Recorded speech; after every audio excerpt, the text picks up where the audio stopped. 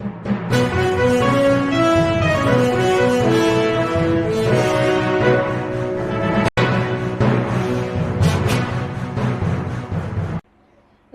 मैं हूं अनुष्का और आप देख रहे हैं अंबर टाइम्स। आइए रुक करते हैं खबरों की ओर। गुरुवार को नामली टप्पा तहसील कार्यालय में पदस्थ लिपिक प्रकाश पलासिया को लोकायुक्त पुलिस के एक दल ने 15,000 रुपए की रिश्वत लेते रंगे हाथों गिरफ्तार किया है।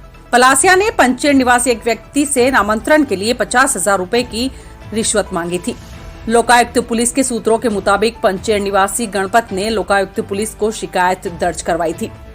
टप्पा तहसील नामली में नायब तहसीलदार के रीडर प्रकाश पलासिया ने नामांतरण के एक प्रकरण में फरियादी के पक्ष में निर्णय करने के लिए 50,000 रुपए की रिश्वत मांगी थी, लेकिन बाद में 40,000 रुपए में मामला तय हुआ था।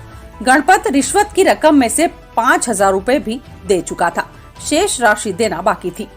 लोकायुक्त पुलिस ने फरियादी गणपत की शिकायत सही पाए जाने पर भ्रष्ट कर्मचारी को ट्रैप करने की योजना बनाई। योजना के मुताबिक गुरुवार को फरियादी गणपत विशेष रसायन लगे हुए 15,000 रुपए के नोट लेकर तहसील कार्यालय पहुंचा। उसने प्रकाश पलासिया से कहा था कि अभी उसके पास 15,000 रुपए ही है, तो प्रकाश ने कहा कि ठीक है, अभी 15,000 दे दो, बाकी बाद में दे देना। योजना के मुताबिक गणपत ने तहसील कार्यालय पहुंचकर प्रकाश पलासिया को रिश्वत की रकम दी और पूर्व निर्धारित इशारा मिलते ही लोकायुक्त पुलिस के दल ने बाबू को धर दबोचा।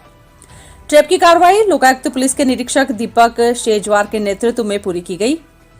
लोकायुक्त के दल में निरीक्षक राजेंद्र वर्मा सहित अन्य पुलिसकर्मी भी शामिल थे। आरोपी प्रकाश पलासिया के खिलाफ भ्रष्टाचार निवारण अधिनियम के तहत प्रकरण दर्ज किया गया है।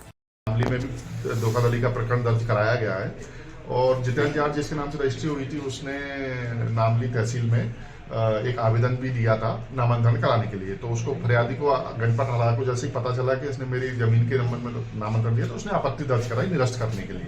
उस आपत्ति निरस्त कराने के आदेश कराने के लिए तहसील के बाबू प्रकाश पलासिया से जब उसकी बात हुई तो उसने बोला कि जितेंद्र जाट जो है वो जिसने रजिस्ट्री करा रखी है, सामने वाला मेरे को 50,000 रुपये नामांतरण करने के दे रहा है, अगर तुम उससे ज़्यादा दोगे तो मैं तुम्हारे पक्ष में करा दूंगा, ऐसा उसका कहना था। तो फिर उसकी बातचीत हुई तो वो 40,000 रुपये में पहले तैयार हुआ, तो उसी दिन 27 तारीख को उसने 5,000 रुपये ले लिए। फिर उसने शिकायत करी 27 तारीख को 27 दिसंबर 2024 को पुलिस अधीक्षक लोकायुक्त उज्जैन श्री अनिल विश्वकर्मा जी के पास कि मेरे से ये 35,000 रुपये जो बचे हुए हैं उसकी रिश्वत मांग कर रहा है, 5,000 रुपये पहले ले चुका है।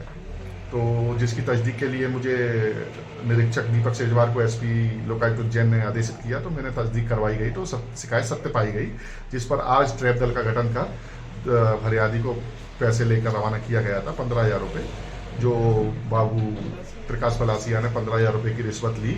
जैसे ही उसकी रिश्वत का हमको इशारा हुआ तो हमने उसको पकड़ के कार्रवाई की है। सर आपका पूरा नाम क्या है सर? मेरा नाम दीपक शेजवार है और अनावेदक प्रकाश पलासिया जो आरोपी है उसके विरुद्ध धारा 7 भ्रष्टाचार निवारण अधिनियम के तहत एफआईआर दर्ज कर कार्रवाई की जा रही है। ठीक, थैंक यू सर।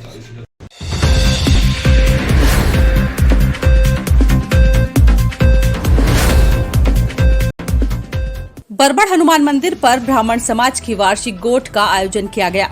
वार्षिक गोठ में भगवान महर्षि पाराशर जी की पूजा अर्चना कर पिछले साल की आय व्यय का लेखा जोखा प्रस्तुत कर पारीक समाज अध्यक्ष नवीन व्यास एवं सचिव दिनेश पारीक वोटिंग द्वारा निर्वाचित हुए। इसके बाद नए कार्यकारिणी का गठन किया गया, जिसमें पूर्व अध्यक्ष भगवान दास ने नवनिर्वाचित अध्यक्ष नवीन व्यास को प्रभार सौंपा। गोठ के दौरान समाज के 70 वर्ष से अधिक आयु के बुजुर्गों का भी शॉल श्रीफल से सम्मान किया गया। नई कार्यकारिणी में संरक्षक महेश बोहरा, केशव नारायण पारीक, भगवान दास पारीक, उपाध्यक्ष कुमुद रंजन पंडा, सह सचिव प्रकाश पारीक, कोषाध्यक्ष चंद्र नारायण पारीक, उप कोषाध्यक्ष अमित पारीक तथा कार्यकारिणी सदस्य में मनीष व्यास, नरोत्तम उपाध्याय, संजय व्यास, राहुल पारीक, संजय शर्मा का मनोनयन किया गया।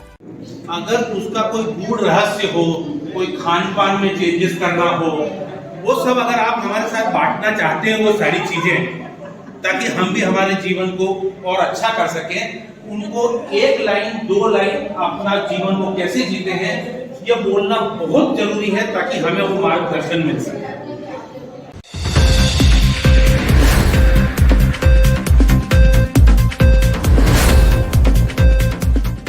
त्रिवेणी में आयोजित 71वें महारुद्र यज्ञ में नगर निगम की बड़ी लापरवाही देखने को मिली है, जहां बिना टेंडर के वाहन स्टैंड पर जनता से मनमाने तरीके से अवैध वसूली की गई। वसूली के चलते दीनदयाल नगर निवासी श्रेय सोनी से पार्किंग स्थल पर भाजपा पार्षद प्रतिनिधि संजय कसेरा द्वारा बदसलूकी की गई। पार्किंग स्थल पर अवैध वसूली की रसीद को लेकर गरमाया मामला अब माणक चौक थाने तक पहुंच गया, जहां श्रेय सोनी ने पार्षद प्रतिनिधि के खिलाफ लिखित में शिकायत दर्ज करवाई है। श्रेय सोनी ने बताया, निगम ने कोई पार्किंग का टेंडर नहीं निकाला, फिर कैसे ये लोग जनता से मनमाने तरीके से पैसों की वसूली कर रहे हैं। श्रेय सोनी। अभी किस तरह क्या हुआ मामला आपको पार्किंग को लेकर? जी, मामला ये हुआ कि मैं लगभग 5 बजे के आसपास में मैं और मेरे परिवार के कुछ जन हम 2 गाड़ियों से कार से त्रिवेणी मेला देखने आए थे। रास्ते में यहीं शंकरगढ़ की तरफ से जब हम आ रहे थे तो बैरिकेड लगा हुआ था पुलिस का, उस पर अभिनंदन वाहन पार्किंग के नाम से एक बैनर लगा हुआ था।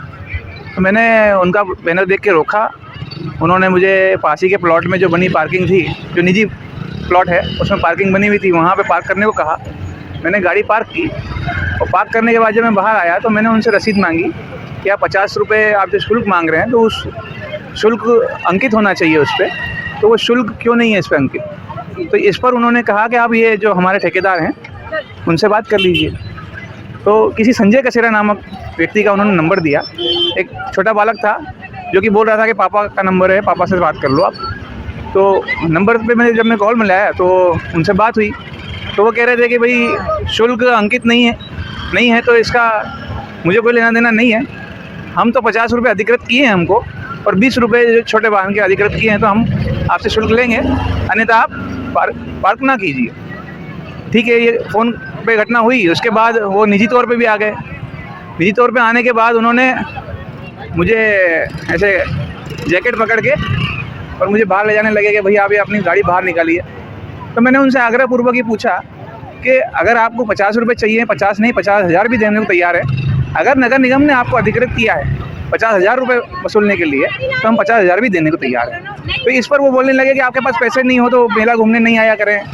तो मैंने उनसे पूछा कि भाई धार्मिक मेला है, ये धर्म के सनातन धर्म का एक अभूतपूर्व मेला यहाँ पे लगता है, तो इसमें इस तरह की अवैध वसूली आप जो कर रहे हैं, ये क्या आप निगम ने अधिकृत किया आपको? तो उन्होंने कोई जवाब नहीं दिया। अब संजय कसेरा जी कौन है मुझे मैं जानता नहीं हूँ। मेरे पास उनकी ऑडियो रिकॉर्डेड है, नंबर भी है, मैं आपको उपलब्ध करा सकता हूँ।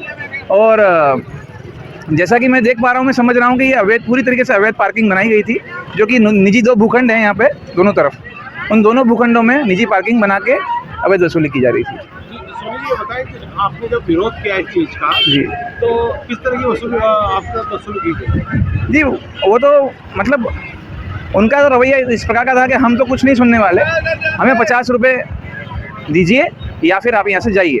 तो शर्ट पकड़ के उन्होंने मुझे, जो जैकेट पकड़ के उन्होंने मुझे वहाँ से पार्किंग से बाहर निकाला, बदसलूकी की, अभद्रता की। मेरे साथ और भी लोग थे, परिवार के महिलाएं भी थी। तो इस प्रकार का आचरण एक मेले के अंदर अगर होता है, अभी मुझे तो ये लगता है कि वो किसी जनप्रतिनिधि के परिवार के हैं, मुझे ऐसी सूचना मिली है। लेकिन आमतौर पर देखा जाता है कि माफिया लोग जो है साइकिल की पार्किंग या वाहन की पार्किंग लेते हैं, लेकिन अभी ये देखने में नया चलन आया है कि जनप्रतिनिधि जो है अवैध पार्किंग, जो जनप्रतिनिधि से संबंधित लोग हैं वो अवैध पार्किंग चला रहे हैं मेलों में। तो आप आगे क्या कार्रवाई करेंगे? जी, मैंने आवेदन जो है लिख लिया है, पुलिस को मैं सूचना करने वाला हूँ इस संबंध में, और मैं चाहता हूँ कि ये इस पर कार्रवाई हो, ताकि आगे से कोई आम जन को इतना परेशान ना किया जाए, अवैध वसूली नहीं की जाए।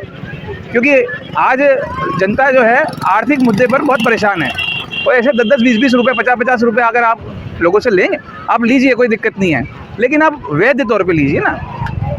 समस्या यहाँ है कि अवैध सारा काम अवैध चल रहा है।